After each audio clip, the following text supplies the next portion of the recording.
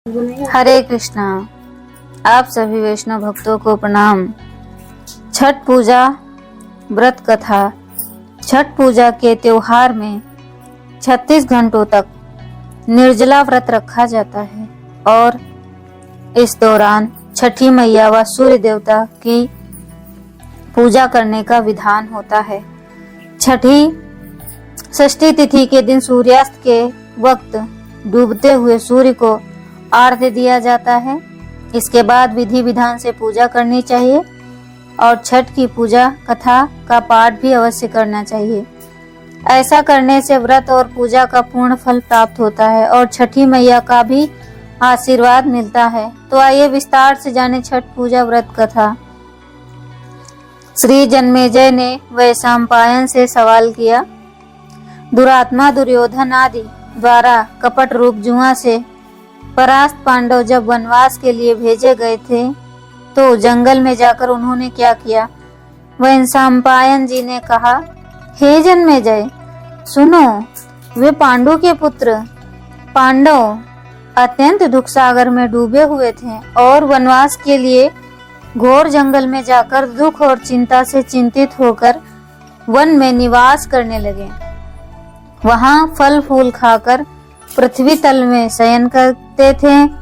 केला और भोजपत्र का वस्त्र पहनकर दुख से दिन काटने लगे। राजकन्या सुख भोगने वाली पतिव्रता धर्म को पालती हुई गजगामिनी द्रौपदी भी पतियों के साथ वन चली गई थी। जिस स्थान पर द्रौपदी सहित पांडव थे वहां पर ब्रह्मवेत्ता तपोरूप 88,000 मुनि लोग पहुंच गए। ऋषियों को आते देख महाराज युधिष्ठिर अत्यंत चिंता से घबरा गए कि इन महात्माओं के भोजन के लिए क्या प्रबंध कर सकते हैं। जब युधिष्ठिर को यह चिंता हुई भोजनार्थ क्या उद्योग करें, तब मुख को चेष्टा मलिन किए स्वामी युधिष्ठिर को देखकर द्रौपदी बहुत दुख से व्याकुल हो गई। उसी समय द्रौपदी निज पुरोहित महाराज धौम्य को पवित्र आसन पर बैठाया और प्रदक्षिणा पूर्वक नमस्कार करके आंखों में आंसू भरकर कुल धर्म रक्षक द्रौपदी प्रेम पूर्वक गदगद वचन बोली, हे धौम्य, हे धौम्य, हे महाभाग, इन दुखित पांडु पुत्रों को देखो। हे स्वामिन, इन लोगों के दुख को देखकर क्या आपका हृदय दुखी नहीं होता? दुख नाशार्थ कोई व्रत मुझे बताइए जिससे इनका क्लेश शांत हो सके।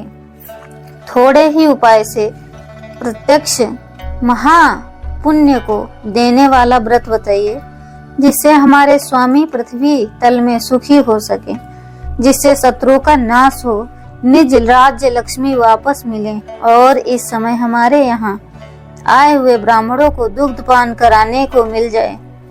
हे महाभाग, हे महाविभो, ऐसा कोई उपाय बताइए।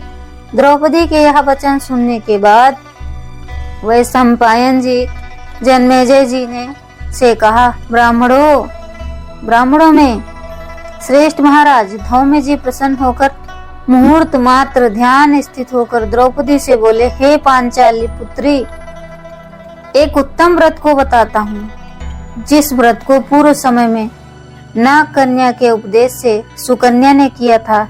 हे महाभागे स्त्रियों के साथ तुम अनेक विघ्नों को शांत करने वाला रवि षष्ठी व्रत करो। द्रौपदी ने सवाल किया, हे विप्र, आपके द्वारा बताया हुआ व्रत कैसा है और उसकी विधि क्या है? इस व्रत में किसका पूजन किया जाता है? वह नाग कन्या कौन सी थी और किस लिए उसने इस उत्तम व्रत को किया था? हे महाभाग, वह सुकन्या अत्याश्चर्य रूपी व्रत को करने वाली कौन थी? हे शरणागत वत्सल, मेरे इस संशय का आप निवारण करो। द्रौपदी के प्रश्न को सुनकर धौम्य ने उत्तर दिया, हे देवी, सतयुग में एक सरयाती नामक राजा थे जिनकी 1000 स्त्रियां थीं, जिनके एक ही कन्या उत्पन्न हुई थी। उस राजा की कन्या को छोड़कर दूसरा संतान न होने के कारण वह कन्या अति प्रिय थी। वह अपने पिता के घर में वृद्धि को प्राप्त होने लगी। जब कुछ समय बीत गया तो वह कन्या चंद्रवत मुख, कमलवत नेत्र और कुंभ स्तनी होती हुई युवावस्था को प्राप्त हुई। बाल्यावस्था से ही वह कन्या अपने पिता को प्राण के समान प्रिय थी। इस पृथ्वी लोक में उसके सदृश दूसरी कोई ऐसी कन्या नहीं थी जिसको हमने देखा हो। इसी के चलते उसका सुकन्या नाम पड़ा। एक समय राजा सरियाती मृगया शिकार के लिए गए। मंत्री, सेना, बड़े बड़े योद्धा और पुरोहित को संग में लेकर घोर जंगल में चले गए। शिकार खेलने के निमित्त राजा को जंगल में रहते हुए 10 दिन हो गए। राजा सरियाती दिन में शिकार खेलने के बाद रात्रि में स्त्रियों के साथ क्रीड़ा करते हुए जंगल में निवास करने लगे। एक समय सखियों के साथ सुकन्या फूल लेने के लिए जंगल पहुंची। वहां च्यवन मुनि का स्थान था। सुकन्या ने मुनि की देह में दीमक लगी देखकर क्या देखती है कि मिट्टी के मध्य में मुनि के दोनों नेत्र जुगनू की तरह चमक रहे। उसने विस्मित होकर उनकी दोनों आंखें फोड़ दी। तब मुनि ने नेत्रों से रुधिर की धारा बहने लगी और वह चकोर राक्षसी सुकन्या फूलों को लेकर सखियों के साथ घर चली आई। च्यवन मुनि के नेत्र सुकन्या द्वारा फोड़ दिए गए। इससे राजा और सेना का मलमूत्र आदि सब बंद हो गया और सभी ने हाहाकार करना शुरू कर दिया। जब 3 दिन और रात व्यतीत हो गई तो व्याकुल होकर अपने पुरोहित से राजा ने पूछा, हे मुनि सत्तम, किस लिए हमारा मलमूत्र बंद हो गया? यह आप दिव्य दृष्टि देकर बतलाइए। पुरोहित जी ने बताया, हे राजन, भार्गव वंशी च्यवन नामक एक ऋषि ने इस वन में घोर तपस्या कर रहे थे, जिनके शरीर में दीमक लगकर मांस खा गए और हड्डी मात्र मिट्टी में लिपटी हुई थी। हे राजन, कन्या ने अज्ञानतावश उन महाराज के दोनों नेत्र कांटों से फोड़ दिए, जिससे रुधिर बह रहा है। उन्हीं के क्रोध से यह कष्ट हुआ। हे राजन, अब आप उनको प्रसन्न कीजिए और अपनी कन्या को उन्हें दे दीजिए। कन्यादान से यह मुनि च्यवन भी प्रसन्न हो उठेंगे। पुरोहित के वचन सुनने के पश्चात राजा सरियाती सुकन्या को अपने साथ लेकर ऋषि के पास गए और जल छोड़ने पर हड्डी मात्र के दर्शन हुए। नेत्रहीन ऋषि को देखकर राजा बोले, हे प्रभु, मेरी कन्या से अनजाने में यह अपराध हो गया है, जिससे आपके ये नेत्र फूट गए हैं। हे मुनिवर्य, आपकी सेवा है तो हम अपनी कन्या आपको सौंप रहे हैं, जिसमें आपको कष्ट न हो। राजा के वचन सुनकर ऋषि जी बड़े प्रसन्न हो गए और उन्हीं राजा सरियाती ने सुकन्या को ऋषि के लिए दान कर दिया। राजा से कन्या पाकर मुनि अति प्रसन्न हो गए और उनका क्रोध शांत हो गया। तब राजा को मलमूत्र हुआ और सेना सहित प्रसन्न चित्त राजा अपने देश को चले गए। वहां सुकन्या नेत्रहीन च्यवन जी की सेवा करने लगी।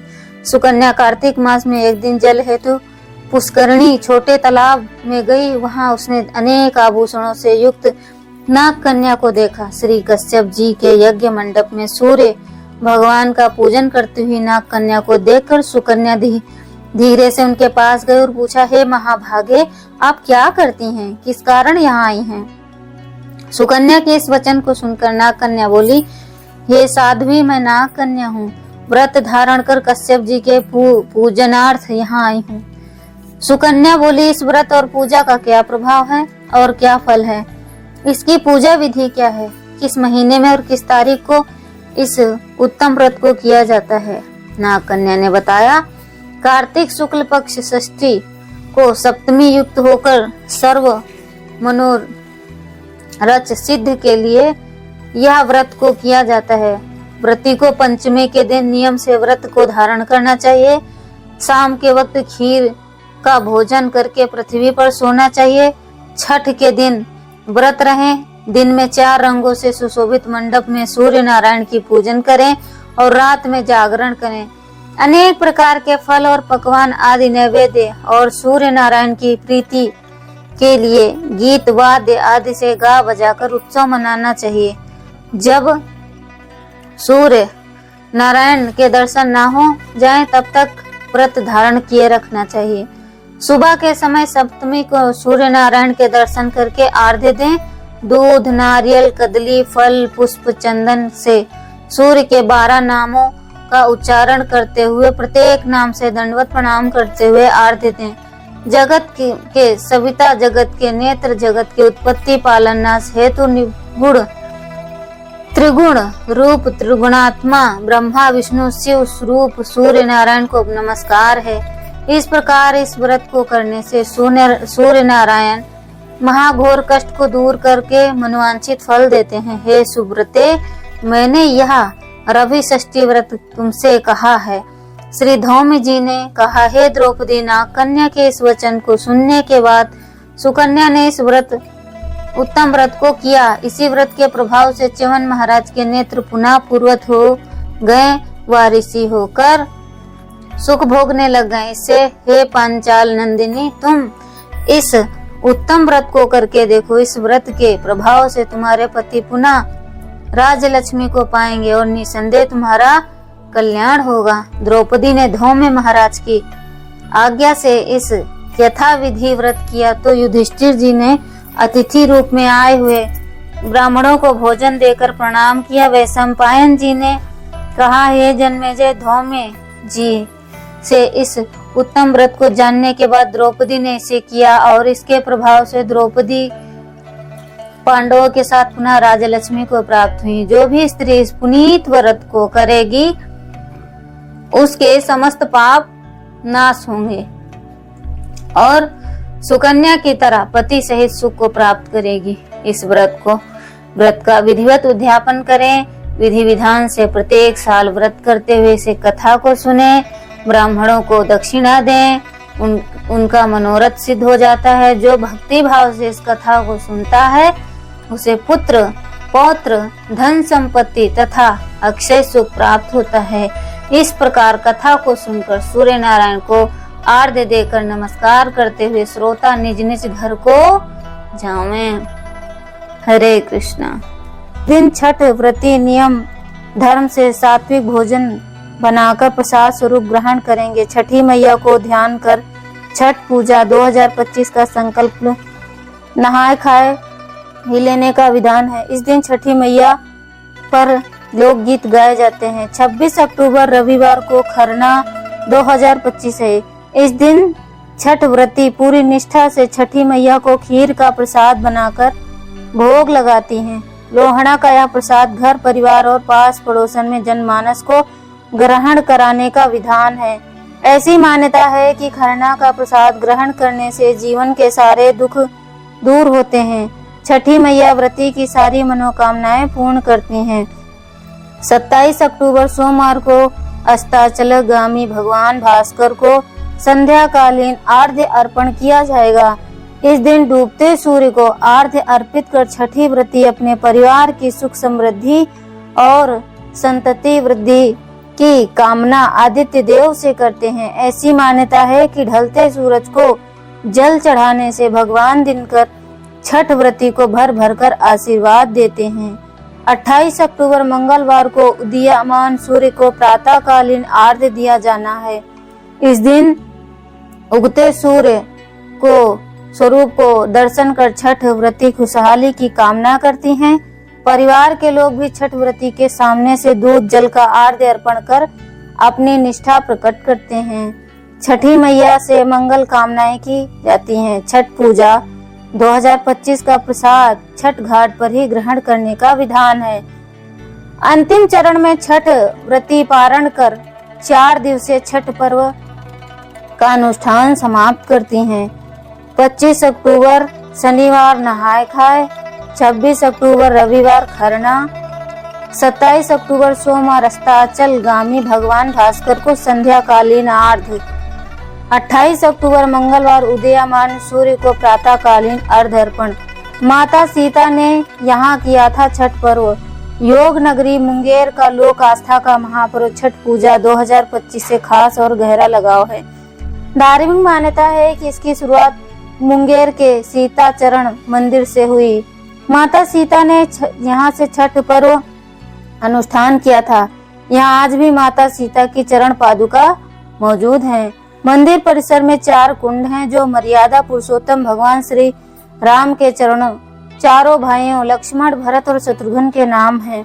छठ महापर्व 2025 के विशेष महत्व के कारण मुंगेर के अलावा बिहार के दूसरे जिलों में छठ व्रती का गंगा घाट छठी मैया की आरती देने पहुँचे और छठ व्रत की तैयारी भी करें। सभी लोगों से प्रार्थना है कि आस्था का प्रतीक बनाए रखें। छठ महामहोत्सव की जय। हरे कृष्ण।